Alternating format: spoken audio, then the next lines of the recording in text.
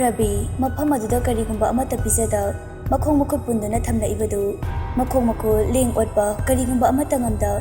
yamwan ising marik ama phau thakanda asuki mate tamthino otpiduna leimaiduda taaduna leirami mafam adu asuki matik chawba yumgumna holgumna tawrami amuksu Rabi makhaduda nupi amagi makholda wari sanaba yawrambadu amumuksu tarami adubu makhoina ngangnaribadudi phajana mayek sengnadi taramde ngaihak leiraba matungda gari sing thaudoktuna chatkibadu mahaksu tarami Rabi fana kana hona jarami puliba makhut makhongdu nanthoknaba adubu chen laksana punsinkibana makhut sing adusu loina yatuna I thoami ahinga nilana karigumba amata charaktabana masa adusu asiba magumna taaduna lei somdana inspector mangal amadi police ki force ki akanba khungjang amaga loinana thiba humba karigumba amata lepa natri apokpi mama leibak lei machi machi pham duna macha ki wakhalda ungduna kaptuna lerami mama nangbu sakse khita sasinaba tawsine nasadu sokpada yararoine nahandagi karigumba amata saraktrise khara sasinaba tawsine nangbo moi baba ai karigumba amata saningdriye ai isado lakpa ngai khiniye nomata mama aina ngai hodabada yamna warau jagatbane ngayak leitana mama aingonda kesaduna nomata thingna phawba jilakhidaba ichani moi baba ai isagi saktamdo yamna uningine amo langtakna hangjarai isado kari saramgane karamna leramgane kari kudong tiba nanglamgani moi baba ayo asi hairaga amu leibak lei thamoi sokna kapcharai ahan jawsu mapi irajena mama isado kepte tawruye ikoida sugam lei chabu phangnaba thiri basidi pungdi fana thengjila abani ngasai thodokriba gari singdu amuk thojilapagi makhol tarami makhoi pumna makum thaminarakduna changminarai adoba nahan khaidagi yum ado imamamna isiksi ami langam haifet akoibadu yengi noi atai sindu leiba matudena kai da lege yenglauso fagadi sir langam masado haifeti singna sei adoba punna langam gi apokpa mama juri amadi mioi kharaga punna Rabina leiriba mafamduda lai langam haifet makutuna saina matawi nupado yam thuna mafamsida puro fagani sir asi hairaga Rabibu makhoi anina amuk singduna purai langamna nang asengbado imagi mamangsida haige habra hairoi habra juri sauna achauba asumna mingonda bu tawba hangnabra nakoina sayamna haina tanabi yadri sibu karigino amo Rabigi manakta sangsilaktuna puliba siram thuna thado haibane langam haifet ingit ama tawi aduga Rabina puliba makhut makhongdu thado ami juri na tapna kemta pakhat kanu ima leiriko nang asengbado ima da tam makhoi na hangribase hairibase achumra haibadu Rabi yamwana ima ai karigumba amata khangde aidi isam samna doctor ama oiduna leijaba khaktani atai kanagumba mioi amata punna ai kanagi mangnaba khaktaukhide makhoina hairibase ai karigumba amta khangde tanjaduda khangaudi mafamduda thalamba light adu pulap mutkiba langamna lauduna kaino maisibo yam thuna mukta thalo aina sithokari khangdana hana arrange tau haiba natro langamna nganglibadu kana sukhumba khidri juri na kina achauba kemtawe ima nachalei oi ta droina haribase amu mai adu khangthan thalai adubu akoiba adudadi simnatagi juri amadi langam khaktama leptuna leirami aduga makhadana Rabi karigumba amata hagol kangkhatpa ngamda taaduna leirami anidu yam kina yengi langam akoibadu koirei leiduna yengi ai khang nakhoina mafam sida leire haiba nari leirabadi yam thuna aigi mangda leptuna tholo nakandagi hauna portable gramophone dudagi thainagi yamna liba isai gi tun amasu thagalai ꯑꯃꯨꯛꯁꯨ ꯅꯨꯄꯤ ꯑꯃꯅ ꯃꯊꯃꯣꯏ ꯄꯦꯟꯅ ꯅꯣꯡ ꯅꯣꯛꯇꯨꯅ ꯁ꯭ꯇꯦꯌꯔꯗꯨꯗꯒꯤ ꯀꯨꯝꯊꯔꯛꯄꯗꯨ ꯎꯔꯝꯃꯤ꯫ ꯃꯐꯝꯗꯨꯗ ꯊꯥꯜꯂꯝꯕ ꯃꯩꯁꯤꯡꯗꯨ ꯑꯃꯨꯛ ꯃꯨꯠ ꯑꯃꯨꯛ ꯉꯥꯟ ꯆꯥꯛꯄꯒꯤ ꯃꯑꯣꯡꯗꯁꯨ ꯇꯧꯔꯛꯑꯝꯃꯤ꯫ Jury ꯊꯥꯔꯛꯂꯤꯕ ꯏꯁꯩ ꯑꯗꯨꯗ ꯃꯁꯥꯗꯨ ꯇꯨ ꯆꯨꯡꯕ ꯈꯪꯍꯧꯗꯦ꯫ ꯔꯕꯤ ꯇꯧꯔꯤꯕꯗꯨ ꯒ꯭ꯌꯥꯟ ꯃꯥꯡꯅ ꯌꯥꯝ ꯀꯤꯅ ꯃꯍꯥꯛꯁꯨ ꯌꯦꯡꯗꯨꯅ ꯂꯩꯔꯝꯃꯤ꯫ ꯖꯨꯔꯤ ꯌꯥꯝ ꯀꯤꯅ ꯅꯪ ꯀꯅꯥꯅꯣ? ꯋꯥꯍꯩ ꯑꯗꯨꯗ ꯑꯃꯨꯛ ꯃꯩ ꯑꯗꯨ ꯈꯪꯃꯨꯠ ꯑꯃꯨꯛ ꯃꯨꯠꯈꯤ꯫ ꯑꯅꯤꯗꯨ ꯂꯥꯎꯕ ꯐꯥꯎ ꯅꯪꯗꯦ꯫ ꯑꯃꯨꯛ ꯃꯩ ꯑꯗꯨ ꯊꯥꯜꯂꯛꯄ ꯃꯇꯝꯗ ꯑꯅꯤꯗꯨ ꯆꯤꯌꯔ ꯑꯃꯃꯝꯗ ꯃꯈꯨꯠ ꯃꯈꯣꯡ ꯀꯤꯗꯨꯅ ꯐꯝꯃꯝꯃꯤ꯫ ꯂꯥꯟꯉꯝ ꯑꯀꯣꯏꯕꯗꯨ ꯌꯥꯝ ꯀꯤꯅ ꯌꯦꯡꯖꯩ꯫ ꯑꯃꯝꯕ ꯃꯔꯛꯇꯨꯗ ꯀꯥ ꯑꯗꯨꯃ ꯏꯀꯣꯏ ꯀꯣꯏꯅ ꯌꯥꯝꯂꯕ ꯃꯤꯑꯣꯏꯁꯤꯡ ꯂꯦꯞꯇꯨꯅ ꯂꯩꯔꯤꯕꯗꯨ ꯎꯔꯝꯃꯤ꯫ ꯑꯃꯨꯛ ꯃꯨꯠ ꯑꯃꯨꯛ ꯉꯥꯟ ꯇꯧꯔꯤꯕ ꯂꯥꯏꯠꯁꯤꯡ ꯑꯗꯨ ꯑꯃꯨꯛ ꯐꯖꯅ ꯃꯩ ꯊꯥꯜꯂꯛꯄ ꯃꯇꯝꯗꯗꯤ ꯂꯥꯏꯖ ꯂꯥꯟꯉꯝꯒꯤ ꯃꯅꯥꯛꯇ ꯂꯦꯞꯇꯨꯅ ꯊꯥꯡ ꯑꯗꯨꯅ ꯃꯉꯛꯁꯝ ꯑꯗꯨꯗ ꯊꯝꯗꯨꯅ ꯂꯩꯔꯝꯃꯤ꯫ ꯖꯨꯔꯤ ꯌꯥꯝ ꯄꯥꯈꯠꯅ "ꯏꯕꯦꯝꯃ, ꯅꯈꯣꯏꯅ ꯑꯩꯈꯣꯏꯗꯒꯤ ꯄꯥꯝꯂꯤꯕꯁꯦ ꯀꯔꯤꯅꯣ? ꯑꯗꯨꯗꯗꯤ ꯇꯧꯕꯤꯒꯅꯣ꯫ ꯑꯩꯈꯣꯏꯅ ꯐꯅ ꯂꯥꯟꯕ ꯑꯣꯏꯔꯕꯁꯨ ꯑꯩꯈꯣꯏꯕꯨ ꯑꯃꯨꯛꯇꯗꯤ ꯉꯥꯛꯄꯤꯌꯨ ꯀꯩꯗꯧꯕꯒꯦ?" ꯑꯃꯨꯛ ꯖꯨꯔꯤꯒꯤ ꯃꯅꯥꯛꯇ ꯆꯪꯁꯤꯜꯂꯤ ꯑꯗꯨꯒ ꯌꯥꯝ ꯀꯔꯦꯝꯅꯅ "ꯍꯥ, ꯅꯈꯣꯏꯕꯨ ꯉꯥꯛꯄꯤꯕ?" ꯑꯁꯤ ꯍꯥꯏꯔꯒ ꯂꯥꯏꯖ ꯑꯉꯥꯎꯕꯤꯒꯨꯝ ꯊꯃꯣꯏ ꯄꯦꯟꯅ ꯑꯃꯨꯛꯁꯨ ꯅꯣꯛꯑꯝꯃꯤ꯫ ꯖꯨꯔꯤ ꯅꯨꯄꯤ ꯑꯗꯨꯒꯤ ꯃꯑꯣꯡꯗꯨꯗ ꯌꯥꯝ ꯀꯤꯅ "ꯏꯕꯦꯝꯃ, ꯑꯩꯈꯣꯏꯕꯨ ꯑꯃꯨꯛꯇ ꯊꯥꯗꯣꯛꯄꯤꯌꯨ꯫ ꯑꯗꯨꯝꯅ ꯇꯧꯕꯤꯅꯨ꯫ ꯑꯩꯈꯣꯏꯒꯤ ꯔꯥꯁꯤꯕꯨ ꯀꯔꯤꯅꯣ?" ꯂꯥꯏꯖ ꯃꯍꯥꯛꯀꯤ ꯌꯦꯠ ꯊꯪꯕ ꯈꯖꯥꯏ ꯅꯥꯝꯕꯗꯨꯗ ꯁꯥꯡꯅ ꯃꯃꯤ ꯇꯥꯔꯤꯕ ꯗꯥꯛꯐꯝ ꯑꯗꯨ ꯑꯃꯨꯛ ꯎꯔꯛꯏ꯫ ꯁꯤꯒꯤ ꯗꯥꯛꯐꯝꯁꯤ ꯎꯔꯒ ꯀꯔꯤꯒꯨꯝꯕ ꯈꯔ ꯅꯤꯡꯁꯤꯡꯂꯛꯄ꯭ꯔꯥ? ꯃꯁꯤꯗ ꯐꯥꯎꯔꯝꯒꯗꯕ ꯆꯩꯅꯥꯁꯤ ꯅꯪꯁꯨ ꯈꯪꯅꯤꯡꯕ꯭ꯔꯥ? ꯂꯥꯟꯉꯝ ꯌꯥꯝ ꯁꯥꯎꯅ "ꯅꯪ ꯀꯅꯥꯅꯣ? ꯅꯍꯥꯛꯅ ꯑꯩꯈꯣꯏꯕꯨ ꯑꯇꯝꯅꯅ ꯁꯤꯡꯅꯔꯤꯕꯁꯤ ꯀꯩꯒꯤꯅꯣ?" ꯂꯥꯏꯖ ꯂꯥꯟꯉꯝꯅ ꯉꯥꯡꯂꯤꯕꯗꯨ ꯃꯍꯥꯛ ꯀꯔꯤꯒꯨꯝꯕ ꯑꯃꯠꯇ ꯇꯥꯔꯝꯗꯦ꯫ ꯃꯈꯨꯠ ꯑꯗꯨꯅ ꯖꯨꯔꯤꯒꯤ ꯃꯃꯥꯏ ꯑꯗꯨꯗ ꯅꯥꯜꯂꯝꯃꯤ꯫ ꯖꯨꯔꯤ ꯌꯥꯝ ꯀꯤꯅ ꯃꯁꯥꯗꯨ ꯅꯤꯛꯇꯨꯅ ꯂꯩꯔꯝꯃꯤ꯫ ꯂꯥꯟꯉꯝꯅ "ꯊꯥꯗꯣꯛꯑꯣ ꯍꯥꯏꯕꯅꯦ!" ꯂꯥꯏꯖ ꯃꯍꯥꯛꯀꯤ ꯑꯇꯨꯝꯕ ꯊꯥꯡ ꯃꯆꯥ ꯑꯗꯨ ꯁꯠꯇꯣꯛꯇꯨꯅ ꯖꯨꯔꯤꯒꯤ ꯌꯦꯠ ꯊꯪꯕ ꯈꯖꯥꯏ ꯅꯥꯝꯕꯗꯨꯗ ꯊꯥꯡ ꯑꯗꯨꯅ ꯌꯥꯝ ꯀꯟꯅ ꯃꯨꯛꯇꯨꯅ ꯁꯥꯡꯅ ꯃꯃꯥꯏꯗꯨꯗ ꯆꯤꯡꯂꯛꯏ꯫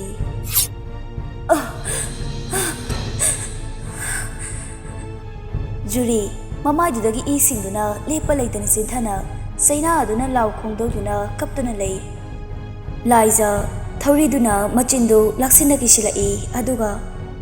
"ꯂꯥꯎꯒꯅꯨ! ꯍꯦꯛ ꯀꯞꯄ ꯈꯣꯡꯕ ꯂꯥꯎꯕ ꯇꯥꯔꯕ ꯅꯪꯒꯤ ꯅꯔꯩꯗꯨ ꯆꯤꯡꯊꯣꯛꯇꯨꯅ ꯂꯥꯎꯕ ꯉꯝꯗꯅꯕ ꯑꯩꯅ ꯀꯛꯀꯅꯤ." ꯖꯨꯔꯤ ꯃꯄꯤꯁꯤꯡꯗꯨ ꯆꯦꯟꯊꯅ ꯌꯥꯝ ꯀꯤꯖꯅ ꯇꯥꯁꯤꯟꯗꯨꯅ ꯂꯩꯔꯝꯃꯤ꯫ ꯂꯥꯟꯉꯝꯅ "ꯅꯪ ꯀꯅꯥꯅꯣ? ꯅꯪ ꯀꯅꯥꯅꯣ?" ꯂꯥꯏꯖ ꯌꯥꯝ ꯄꯦꯟꯖꯅ ꯊꯋꯥꯏ ꯇꯥꯅ ꯅꯣꯛꯆꯔꯝꯃꯤ꯫ "ꯀꯔꯤ ꯐꯥꯎꯏ?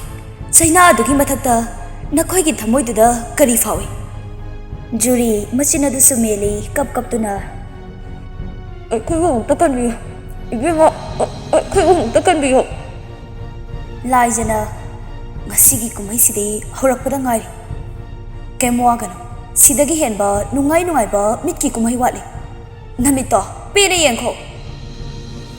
ꯑꯁꯤ ꯍꯥꯏꯔꯒ ꯑꯃꯨꯛ ꯂꯥꯟꯉꯝꯒꯤ ꯃꯅꯥꯛꯇ ꯆꯪꯁꯤꯜꯂꯛꯏ ꯑꯗꯨꯒ ꯂꯥꯟꯉꯝꯕꯨ ꯂꯥꯛꯇꯅ ꯆꯤꯌꯔꯗꯨꯗꯒꯤ ꯂꯥꯛꯇꯅ ꯃꯈꯥꯗꯨꯗ ꯀꯥꯎꯊꯔꯛꯏ ꯑꯗꯨꯒ ꯌꯥꯝ ꯍꯔꯥꯎꯅ ꯊꯃꯣꯏ ꯄꯦꯟꯅ ꯅꯣꯛꯆꯔꯝꯃꯤ꯫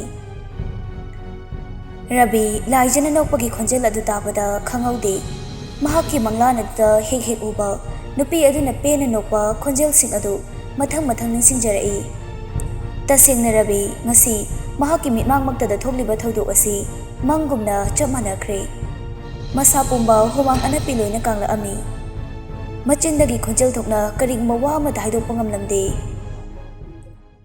ꯂꯥꯏꯖ ꯃꯈꯨꯠ ꯑꯗꯨꯗ ꯊꯥꯡꯁꯥꯡ ꯑꯗꯨ ꯄꯥꯏꯗꯨꯅ ꯂꯥꯟꯉꯝ ꯇꯝꯅ ꯆꯪꯁꯤꯜꯂꯛꯏ꯫ ꯖꯨꯔꯤꯅ "ꯏꯕꯦꯝꯃ, ꯑꯗꯨꯗꯪꯗꯤ ꯇꯧꯕꯤꯅꯨ. ꯃꯥꯒꯤ ꯃꯍꯨꯠ ꯑꯩ ꯑꯣꯏꯅ ꯍꯥꯠꯂꯣ." ꯂꯥꯏꯖꯅ "ꯍꯥꯠꯀꯅꯤ. ꯏꯈꯨꯠꯃꯛꯅ ꯄꯦꯟꯗ꯭ꯔꯤ ꯐꯥꯎꯕ ꯍꯥꯠꯀꯅꯤ. ꯅꯈꯣꯏ ꯑꯅꯤꯃꯛ ꯄꯨꯟꯅ ꯑꯩꯅ ꯍꯥꯠꯀꯅꯤꯌꯦ." ꯂꯥꯟꯉꯝ ꯃꯊ꯭ꯋꯥꯏꯇꯕꯨ ꯀꯟꯖꯔꯗꯤ ꯈꯟꯅ ꯂꯩꯃꯥꯏꯗꯨꯗ ꯁꯤꯠꯂꯒ ꯆꯠꯆꯔꯝꯃꯤ꯫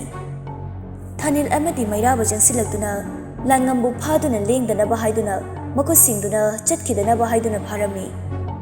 ꯔꯕꯤ ꯊꯥꯅꯤꯜ ꯊꯣꯛꯂꯛꯄꯗꯨꯗ ꯌꯥꯝ ꯉꯛꯅ ꯂꯂꯠ ꯇꯧꯅ "ꯁꯥꯔ." ꯖꯨꯔꯤꯅ "ꯑꯩꯈꯣꯏ ꯂꯥꯟꯖꯔꯦ. ꯑꯩꯈꯣꯏꯕꯨ ꯑꯃꯨꯛꯇ ꯉꯥꯛꯄꯤꯌꯨ ꯏꯕꯦꯝꯃ, ꯑꯩꯈꯣꯏ ꯂꯥꯟꯖꯔꯦ." ꯂꯥꯏꯖ ꯀꯔꯤꯁꯨ ꯇꯥꯗꯦ ꯂꯥꯟꯉꯝꯒꯤ ꯃꯅꯥꯛꯇ ꯁꯨꯝ ꯆꯪꯁꯤꯜꯂꯛꯏ꯫ ꯂꯥꯟꯉꯝ ꯃꯁꯥꯗꯨ ꯅꯤꯛꯅ "ꯑꯩꯈꯣꯏ ꯅꯪꯅ ꯍꯥꯏꯕ ꯂꯣꯏꯅ ꯌꯥꯒꯦ. ꯑꯗꯨꯗꯗꯤ ꯇꯧꯕꯤꯒꯅꯣ ꯂꯥꯏꯖ ꯀꯔꯤꯁꯨ ꯇꯥꯗꯦ ꯃꯈꯨꯠ ꯑꯗꯨꯅ ꯄꯥꯏꯔꯤꯕ ꯊꯥꯡ ꯑꯗꯨ ꯂꯥꯡꯉꯝꯒꯤ ꯃꯊꯕꯥꯛ ꯐꯥꯎꯅ ꯊꯥꯡ ꯑꯗꯨꯅ ꯊꯤꯜꯂꯛꯈꯤ ꯂꯥꯡꯉꯝ ꯁꯣꯔ ꯑꯗꯨ ꯊꯤꯡꯅ ꯈꯞ ꯈꯞ ꯆꯤꯡꯗꯨꯅ ꯂꯩ ꯑꯃꯨꯛ ꯊꯥꯡ ꯑꯗꯨꯕꯨ ꯑꯃꯨꯛ ꯁꯠꯇꯣꯛꯇꯨꯅ ꯑꯃꯨꯛꯀꯁꯨ ꯄꯦꯟꯅ ꯃꯈꯨꯠ ꯑꯗꯨꯗ ꯊꯤꯜꯂꯤ ꯑꯃꯨꯛ ꯃꯁꯥ ꯑꯗꯨꯕు ꯂꯥꯛꯇꯅ ꯀꯥꯎꯊꯗꯨꯅ ꯄꯦꯟꯗꯅ ꯂꯥꯡꯉꯝꯒꯤ ꯃꯁꯥ ꯁꯤꯟꯕ ꯊꯨꯡꯅ ꯊꯥꯡ ꯑꯗꯨꯅ ꯃꯇꯠ ꯃꯇꯠ ꯇꯠꯄ ꯃꯈꯩ ꯂꯦꯟꯊꯠꯂꯝꯃꯤ ꯇꯧꯔꯤꯕ ꯃꯑꯣꯡꯗꯨꯗ ꯖꯨꯔꯤ ꯌꯦꯡꯕ ꯉꯝꯗ꯭ꯔꯗꯨꯅ ꯂꯥꯎꯗꯨꯅ ꯃꯁꯥꯗꯨ ꯄꯥꯈꯠꯄꯅ ꯂꯥꯎꯗꯨꯅ ꯂꯩ ꯃꯁꯥ ꯄꯨꯝꯕ ꯏꯅ ꯄꯨꯝꯇꯩ ꯇꯩꯅ ꯃꯈꯨꯠ ꯑꯗꯨꯗ ꯏꯅ ꯄꯨꯝꯇꯩ ꯇꯩꯔꯕ ꯊꯥꯡꯁꯥꯡ ꯑꯗꯨ ꯄꯥꯏꯗꯨꯅ ꯖꯨꯔꯤ ꯇꯝꯅ ꯂꯥꯛꯏ ꯊꯥꯡꯁꯥꯡ ꯑꯗꯨꯗꯒꯤ ꯆꯦꯟꯊꯔꯛꯄ ꯏ ꯃꯔꯤꯛ ꯃꯔꯤꯛꯁꯤꯡ ꯑꯗꯨꯅ ꯂꯩꯃꯥꯏꯗꯨꯗ ꯇꯞ ꯇꯞ ꯇꯥꯅ ꯆꯪꯂꯛꯏ ꯖꯨꯔꯤꯒꯤ ꯃꯉꯛꯁꯝꯗꯨ ꯄꯥꯏꯗꯨꯅ ꯂꯥꯡꯉꯝꯅ ꯁꯤꯗꯨꯅ ꯇꯥꯗꯨꯅ ꯂꯩꯔꯤꯕꯗꯨ ꯌꯦꯡꯍꯜꯂꯤ ꯌꯦꯡꯉꯣ ꯅꯃꯤꯠ ꯊꯦꯠꯅ ꯌꯦꯡꯉꯣ ꯅꯪꯅ ꯅꯨꯡꯁꯤꯖꯕ ꯅꯪꯅ ꯌꯥꯝꯅ ꯂꯨꯝꯅ ꯈꯟꯖꯕ ꯃꯤꯑꯣꯏꯁꯤꯡꯅ ꯅꯪꯒꯤ ꯅꯃꯥꯡꯃꯛꯇꯗ ꯑꯁꯤꯒꯨꯝꯅ ꯍꯤꯡꯅ ꯍꯤꯡꯅ ꯃꯨꯟꯈꯤꯕ ꯃꯇꯝꯗ ꯅꯪꯒꯤ ꯊꯃꯣꯏꯗ ꯀꯔꯤ ꯐꯥꯎꯏ ꯃꯐꯝꯁꯤꯃꯛꯇꯗ ꯀꯔꯤꯒꯨꯝꯕ ꯊꯧꯗꯣꯛ ꯈꯔ ꯑꯃ ꯑꯃꯨꯛ ꯅꯧꯍꯧꯅꯅ ꯅꯤꯡꯁꯤꯡꯂꯛꯄ꯭ꯔꯥ ꯖꯨꯔꯤꯗꯨ ꯌꯥꯝ ꯀꯤꯅ ꯏꯕꯦꯝꯃ ꯑꯩꯈꯣꯏ ꯅꯪꯒꯤ ꯅꯐꯝꯗ ꯌꯥꯝ ꯂꯥꯟꯈ꯭ꯔꯦ ꯑꯩꯈꯣꯏꯕꯨ ꯑꯃꯨꯛꯇ ꯉꯥꯛꯄꯤꯌꯨ ꯂꯥꯏꯖ ꯑꯃꯨꯛ ꯃꯊꯃꯣꯏ ꯄꯦꯟꯅ ꯑꯉꯥꯎꯕꯤꯒꯨꯝ ꯅꯣꯛꯏ ꯑꯗꯨꯒ ꯑꯃꯨꯛ ꯉꯪꯗꯨꯅ ꯑꯩꯅ ꯃꯇꯝꯗꯨꯗ ꯍꯥꯏꯖꯈꯤꯕ ꯉꯥꯡꯖꯈꯤꯕ ꯋꯥꯍꯩꯁꯤꯡꯗꯨꯗꯤ ꯅꯈꯣꯏꯅ ꯇꯥꯕꯤꯈꯤꯕ꯭ꯔꯥ ꯍꯥꯏꯌꯣ ꯑꯩꯅ ꯉꯁꯤ ꯑꯁꯤꯒꯨꯝꯕ ꯐꯤꯕꯝ ꯑꯃꯗ ꯌꯧꯔꯛꯍꯟꯈꯤꯕꯁꯤ ꯀꯅꯥꯅꯅꯣ ꯑꯩꯅ ꯊꯃꯣꯏ ꯁꯣꯛꯅ ꯍꯥꯏꯖꯈꯤꯕ ꯅꯈꯣꯏꯅ ꯇꯥꯕꯤꯈꯤꯕ꯭ꯔꯥ ꯄꯨꯟꯁꯤ ꯆꯨꯞꯄ ꯁꯥꯒꯣꯟꯅꯗꯨꯅ ꯑꯩꯈꯣꯏꯒꯤ ꯑꯣꯏꯕ ꯌꯥꯔꯔꯣꯏꯗ꯭ꯔꯕ ꯉꯥꯏꯍꯥꯛꯀꯤ ꯀꯥꯟꯅꯅꯕꯒꯤꯗꯃꯛ ꯑꯇꯩ ꯀꯅꯥ ꯅꯈꯣꯏꯅ ꯎꯔꯛꯈꯤ ꯖꯨꯔꯤꯅ ꯑꯩꯈꯣꯏ ꯂꯥꯟꯈ꯭ꯔꯦ ꯑꯃꯨꯛꯇ ꯉꯥꯛꯄꯤꯌꯨ ꯏꯕꯦꯝꯃ ꯂꯥꯏꯖ ꯃꯄꯤꯁꯤꯡꯗꯨ ꯇꯥꯗꯨꯅ ꯉꯪꯗꯨꯅ ꯍꯥꯏꯔꯛꯏ ꯆꯍꯤ ꯀꯌꯥ ꯊꯃꯣꯏꯁꯤꯗ ꯑꯣꯝꯗꯨꯅ ꯆꯥꯛꯇꯨꯅ ꯂꯩꯔꯛꯂꯕ ꯑꯩꯒꯤ ꯃꯩꯔꯤꯁꯦ ꯅꯍꯥꯛꯅ ꯂꯥꯟꯖꯔꯦ ꯍꯥꯏꯔꯒ ꯑꯩꯒꯤ ꯍꯛꯆꯥꯡ ꯀꯌꯥ ꯁꯤꯟꯕ ꯊꯨꯡꯅ ꯁꯟꯗꯣꯛꯂꯛꯂꯤꯕ ꯃꯩꯔꯤꯁꯦ ꯀꯣꯛꯄ ꯃꯨꯊꯠꯄ ꯉꯝꯒꯗ꯭ꯔꯥ ꯉꯁꯤꯁꯨ ꯏꯃꯤꯠꯁꯤꯗ ꯅꯥꯀꯣꯡꯁꯤꯗ ꯃꯌꯦꯛ ꯁꯦꯡꯅ ꯎꯗꯨꯅ ꯅꯤꯡꯁꯤꯡꯗꯨꯅ ꯂꯩꯔꯤ ꯅꯈꯣꯏꯅ ꯅꯊꯃꯣꯏ ꯄꯦꯟꯅ ꯅꯣꯛꯈꯤꯕ ꯅꯨꯡꯉꯥꯏꯈꯤꯕ ꯃꯤꯅꯣꯛꯁꯤꯡꯗꯣ ꯑꯩꯒꯤ ꯅꯥꯀꯣꯡꯁꯤꯗ ꯉꯁꯤꯁꯨ ꯉꯪꯗꯨꯅ ꯂꯩꯔꯤ ꯂꯥꯏꯖꯗꯨ ꯍꯦꯟꯅ ꯀꯞꯇꯨꯅ ꯅꯪꯕꯨꯁꯨ ꯍꯥꯠꯀꯅꯤ 이곳막나 빼나 핫가니 아이기 khawrangba langtaknaba kayase koktri phawba nangbu ikhutmakna hatgani asi hairaga mahaki thang adu paikhatuna lauduna jurida thang aduna thingi tawi adubu rabina yam wana laurai laiza kaurakliba khonjel duda masado gyan mangna amu rabi da yenglai rabi makok to hairaga adu fate laiza madu fate laiza masado khanjana na thang adu thinba ngamda ngaihak rabi da yengi tanjadu da thanilna laiza ngasigi mikupsini aikhoina ngairakliba nang mana haibase tagano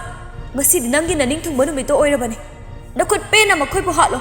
nangi wasak tu kawrabra ma bu hatlo laiza do ngangduna hatkani ai hatkani ikut maksina pena hatkani asi hairaga laiza ngangaga lauduna juri gi makok aduda thang aduna yunglai thanil yam harauna mathamoi pena nokjai rabi khangninna nang kanala karamna mafam sida leiramliba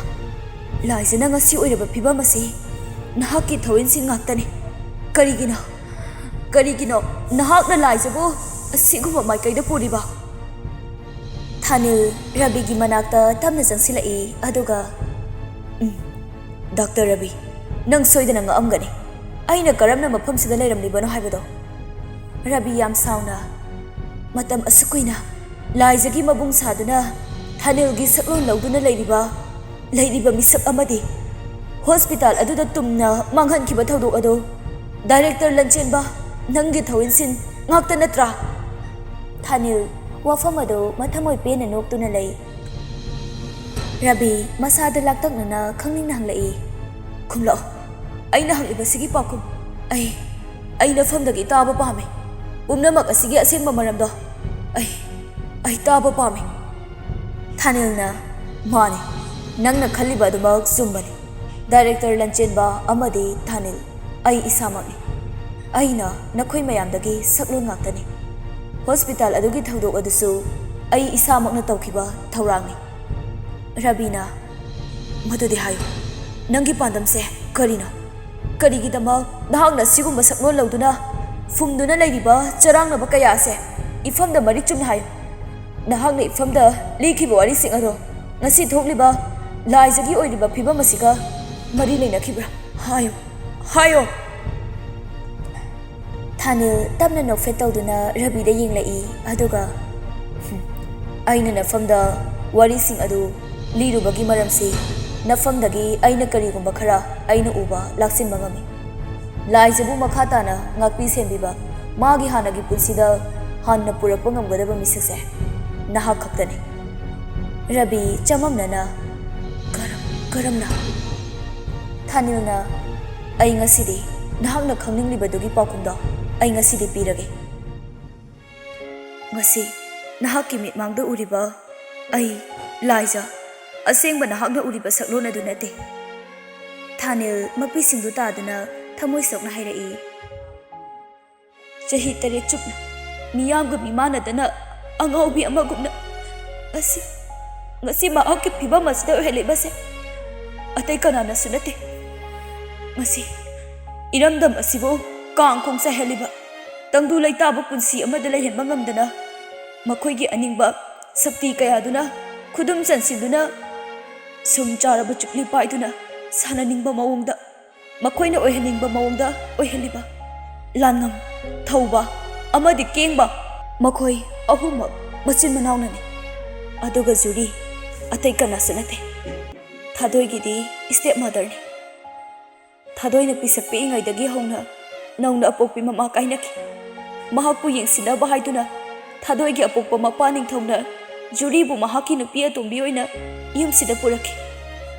adubu ningthau nupa ama oibagi wasaki matungina juri bu sukna tangi Thadoibu yengsinaba thamki mayamsigi horakfam asi atai kanagi thawinsin nate Thadoigi mama ton juri gi thawin sin ngaktani chimbal da na khoi taiba wangang kaya na moithem tawba adubu thamoida na hugi pukchel cheba matam tida kanana su Thadoigi apokpa mapa ningthongna fau juri ga hana masa nupa ahan langam yaima thauba amadi atomba kengba lei haibase kanana su khanglamde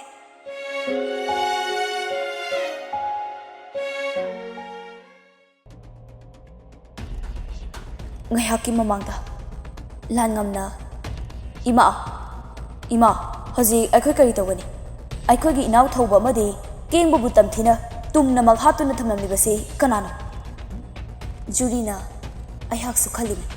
isa kaina baki maisakse khangduna makhoibu khaya chiktuna ngaiduna leibiban chingnaba amakhakti lei adubu karamna asuk yongna tawba ngamgani habasimadi aina thajadi Langamna adudi karam tawgani nupada hojima losinkhibana faroja hoji nahakna purakliba nupada aikhoina jingnariba misak adu nate Langamna karamna mahakna tana de aikhoigi ngaba kana leirige jurina nupada haifet masak manakibagi wakhakta nakhoina phaduna purakliba nupada aikhoina hana khangiba misak adu nate ai fajana munakha Makhoi amata aigi mitmangda zawminarakiba ngaktani yam haina sanare hojik pawa Thadoigi asi baksang phangdu asigi sumathakta Thadoibu yengsinaba thamlamba yum asigi minai oiduna leirambi nungsina karigidamak kana su khangandana lona hanglamba hospital aduda lona chatliba aduga doctor nupa adubu hangba chatluba mikuk adudana hospital adubu tumna manghankiba aikhoida atamna yengsilakliba miyosing ase kanano Langamna aikhoibu atamna yengsilakliba mihatpasingado aikhoibu matam kuinadagi senaduna laklaba miyoi ngaktani aikhoibu phajana mamutana khangba miyoi ngaktani aikhoigi aronba mapam khudingmakta kupna khangdoklaga paikhalakpani aikhoigi aronba kaya amadi aikhoibu phajana masak khangba ngamaba haibase atai kanasu oiroi aikhoigi khwaidagi naknaba miyoina oigani Jurina, I could 6 in a labor tablet. ꯀꯔꯤꯒꯨꯝꯕ ꯆꯤꯡꯅꯅꯤꯡꯉꯥꯏ ꯂꯩꯇꯕ ꯃꯑꯣꯡꯗ ꯊꯕꯛ ꯄꯨꯝꯕ ꯄꯥꯡꯊꯣꯛꯀꯗꯕꯅꯤ ꯈꯪꯂꯕ꯭ꯔꯥ ꯂꯥꯟꯉꯝꯅ doctor ꯅꯨꯄꯥꯗꯨꯗꯤ ꯀꯃꯥꯏ ꯇꯧꯁꯤꯒꯦ ꯖꯨꯔꯤꯅ ꯃꯥꯕꯨ ꯍꯤꯡꯅ ꯊꯝꯃꯨꯕꯒꯤ ꯀꯔꯤ ꯀꯥꯟꯅꯕ ꯂꯥꯛꯀꯗꯧꯔꯤ ꯃꯗꯨꯅ ꯑꯩꯈꯣꯏꯗ ꯈꯨꯔꯧ ꯊꯥꯡꯅꯕꯅꯤ ꯀꯥꯟꯅꯗꯕꯅꯤ ꯑꯩꯈꯣꯏꯗ ꯑꯄꯟꯕ ꯑꯣꯏꯔꯛꯀꯗꯕ ꯃꯈꯣꯏꯗꯗꯤ ꯐꯠ ꯐꯠ ꯍꯥꯠꯇꯣꯛꯈꯤꯒꯗꯕꯅꯤ ꯈꯪꯂꯕ꯭ꯔꯥ